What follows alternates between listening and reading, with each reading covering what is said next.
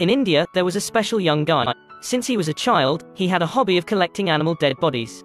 He even took chicken heads as his treasures and hid them in glass bottles. After becoming an adult, he killed his father, who was a violent father, with a thin rope. After that, the flower of evil in his heart bloomed. He killed more than a dozen people in succession. The police were helpless. So will the murders gonna be exposed? If you want to know how this Indian forensic used a single hair to solve the crime. The latest mind-blowing suspense movie, Forensic.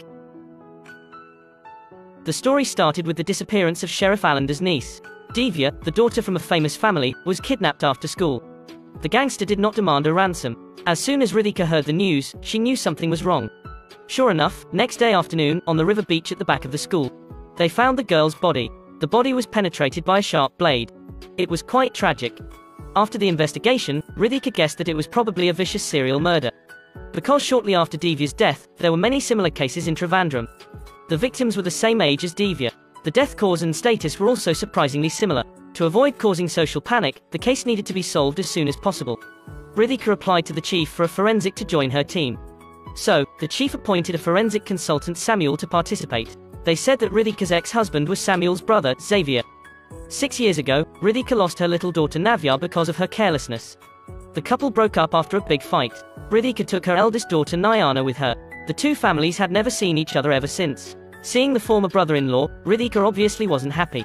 But it was undeniable that Samuel's ability was quite outstanding. Through the detection of residual substances on Divya's clothes, he quickly found out the route of the girl before she disappeared. It seemed that Divya and the kidnapper walked through the sewer. There was obviously a moor near the river, the landfill. The murderer chose to stay near and chose an open space on the other side of the river. He couldn't throw the body over the 1.5-meter high fence, but he could smoothly pass through the 1.2-meter high sewer. And the witnesses in all the cases stated that there was no suspicious person at the scene. Then the murderer was probably not an adult. At the same time, the retired criminal police officer Abdul found Samuel with a DNA sample and asked him to have the sample of the Trivandrum cross-checked. It turned out there was a serial killer case occurred in Trivandrum 10 years ago. At that time, the persons in charge of the case were Abdul and Ridika. After 4 cases, they analyzed the murderer's pattern and guessed the time of the next murder and blocked all roads. They found the unconscious victim on a school bus, so they arrested the school bus driver, Ubaid, as a suspect. However, during Ubaid's imprisonment, the same case occurred. The police collected the murderer's blood sample from the victim's nails, but it did not match Ubaid's DNA. In other words, they caught the wrong person because of the DNA sample. The murderer's identity could not be ascertained. This serial killer case was ultimately unsolved. In order to make up for the guilt, Abdul hired Ubaid, who had nowhere to go, as a driver. While visiting and comparing the DNA, unfortunately, the test results showed that the DNA did not match. It seemed that the investigation was getting more complicated. But soon, the case took a turn for the better since the latest case appeared another witness. His declaration confirmed Samuel's guess. He clearly saw a boy on the day of the incident. The body was transported by a tricycle. The police carried out a search throughout the city. It didn't take long for Alphonse, a psychiatrist who knew Ridika, to offer clues about this boy. I was handed a student case. The name is Ruben Elias. A few years ago, 2 of his friends were severely injured. He was claimed to have a mental disorder and sent me for treatment. I was still recovering from cancer, so I asked Dr. Jayaraman to take over the case. After hearing Dr. Jayaraman's report, Ridika was surprised. In Dr. Jayaraman's view, Ruben did not seem to be a bloodthirsty and brutal monster, and he got treated effectively. But 2 years ago, he suddenly became ill again. After injuring Dr. Jayaraman, he escaped without a trace. With the suspect's name and identity details, Ridika thought that it was only a matter of time before Ruben was caught. However, just then another kidnap occurred. This time, someone saw Ruben held a girl from the hospital. After blocking the scene, Samuel found the chocolate wrap that the girl had bitten in the trash can and detected unidentified DNA from it. The test results showed that the DNA did not belong to Ruben or the murderer of 10 years ago. The DNA of the remaining murderers was consistent, which meant that the kidnappers were not only Ruben but also another man 10 years ago. Thinking about it, Samuel found Abdul and returned to the scene of the murder of Trivandrum. They used equipment to detect and discovered 5 human body bones buried deep in the ground. One of them was an adult. But Ruben had not grown enough 10 years ago. How could he commit a crime? The real culprit behind the 2 cases was definitely someone else. To catch the murderer as soon as possible, Samuel boldly proposed to collect the DNA of all the people who entered and exited on the day the girl got kidnapped. They'd checked the DNA of them. The murderer mixed in must be found. With the help of Abdul and Dr. Alphonse, this investigation plan was carried out in secret. They used various methods to collect the DNA of the people involved, even their samples. But no one thought that after checking all the people on the list, no matching samples were found. At the same time, the police captured Ruben and he quickly confessed to the crime. The devil has done his job. The suspect was arrested. Ridhika was relieved, but Samuel found another clue. When Ruben pleaded guilty, his head clearly tilted to the side with the listening device. He suspected that someone manipulated Ruben by interfering with the hearing aid. However, didn't wait for the man to do further investigation. Ruben had committed suicide in a mental hospital. The man immediately realized that the murderer was manipulating everything. He asked his assistant to check the signal range of the hearing aid. It was only 40 meters. The murderer must be nearby. Sure enough, a suspicious car entered Samuel's vision. He was about to step forward to check but suddenly encountered a sneak attack. When he woke up from his coma, it was the school bus driver. Ubaid caught his eye. The man took out his mobile phone, laughed, and said that the investigation should end here. If you keep on investigating, you will only find that murderer is your niece. But the girl in it, not Nayana, but the twin Navya, who was lost 6 years ago. Surprised, she is not dead yet. Ubaid's next words revealed a plot of revenge for a certain 6 years. I did nothing wrong, but Rita made me the criminal. My family is my dream. All lost. So, we kidnapped Navya and turned her into a serial killer. Samuel instantly understood that Ubaid still had an accomplice. He witty used the loophole to break free from the shackles and fought with Ubaid. At this moment, there was a gunfire sound. Ubaid was dead. The real murderer wanted to shut him up. Samuel picked up the phone and got into a small yellow car on the roadside. He turned on the engine and started driving.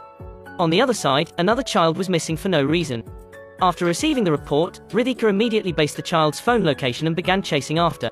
The two cars met on a narrow street. Ridhika led people to stop the small yellow car. Samuel was confused. Watching the police found the unconscious girl in the trunk, he realized that he had fallen into the murderer's trap. Samuel couldn't argue anything. All he could do was to flee away. After investigating all the clues, 2 days later, he summoned Xavier and Ridhika to meet at Abdul's house to explain about Ubaid's revenge plan. Rita was surprised and delighted to hear that Navya was still alive. She must find her daughter as soon as possible. Fortunately, Samuel was resourceful. He quickly traced Navya's hiding place based on the location on Ubaid's phone. Xavier and Ridhika went to rescue Navya. Samuel embarked on the road to find the murderer. He met Dr. Alphonse and told him the results of his investigation. He revealed 5 bodies that the police dug up in Trivandrum. One of them was an adult male. The soil from his skull came from a chemical factory. Samuel guessed that the body was buried in the backyard of the factory. Someone transferred it to the reservoir to avoid being caught. When collecting the list of residents near the factory, Samuel found Dr. Alphonse's name in it. This was definitely not a coincidence. Hearing this, Dr. Alphonse confessed the truth. It turned out that Dr. Alphonse was born different from ordinary people. He liked to collect the dead animal body. As a result, he suffered abuse from his father, gradually distorted mentally. A few years ago, he strangled his father with his own hands. Later, the appearance of his wife and his son had suppressed his morbid mental status. However, the hope was not fulfilled. After a short time, his wife died. Dr. Alphonse was also found to be suffering from cancer. He looked at the happy family of others and remembered his unfortunate childhood. Suddenly he was jealous and decided to retaliate against society. It was not until the police intervened to investigate that he was found by his son when he transferred the victim. The boy collapsed after seeing the secret room of the killer. Bloodstain was everywhere. He fell from the building. He attributed the pain of losing his son to Ridhika. After he kidnapped Navya, he wanted to kill the girl for revenge. But after seeing mentally disordered Ruben in the hospital, a more terrible revenge plan appeared in his mind. He wants to disguise Navya as a serial killer so that Ridhika could despair step by step in the process of investigating the case. As a result, he committed the crime again, and Ubaid was regarded as the suspect. After the man was released from prison, he encouraged him to join the revenge. After that, he manipulated Ubaid and Ruben to commit a series of murders. He said nonchalantly, "It's okay to tell you. There is no evidence to suggest I'm involved in this case." Upon hearing this, Samuel smiled. Yes, DNA is indeed the only identity mark, but there are exceptions to everything. Patients who have undergone bone transplantation will have 2 different types of DNA. DNA from hair, skin, and nails belong to them, but the DNA in the blood becomes the DNA of the donor. Dr. Alphonse, who had cancer, received a bone marrow transplant a few years ago. In the case of the girl being kidnapped, the DNA extracted from the chocolate packaging was the original DNA of Dr. Alphonse's skin cells, but the blood used for testing was the new DNA. So the two didn't match. To prove that you are a murderer, I only need a hair. Seeing that the plan failed, Dr. Alphonse became furious. He snatched the steering wheel in an attempt to kill Samuel. In the chaos, the car lost control and ran into the excavator. Dr. Alphonse was thrown 40 meters away. Samuel survived under the protection of the seatbelt. The villain died in a car accident, and the protagonist survived by chance. Do you think the story ends here? Of course not. The police questioned Samuel in the ensuing investigation. That was when I found out that Alphonse was the killer. Sam should have informed the police. It was hard to believe that I didn't know Dr. Alphonse trying to kill you. Facing the interrogation, Samuel was calm and composed. It was after he got in the car that I realized that he was the murderer. As for why he died, and I live, the reason is simple, is because I wore a seatbelt. This is, sir, my reply, but is this really the case? The imperceptible smile at the corner of Samuel's mouth revealed the truth.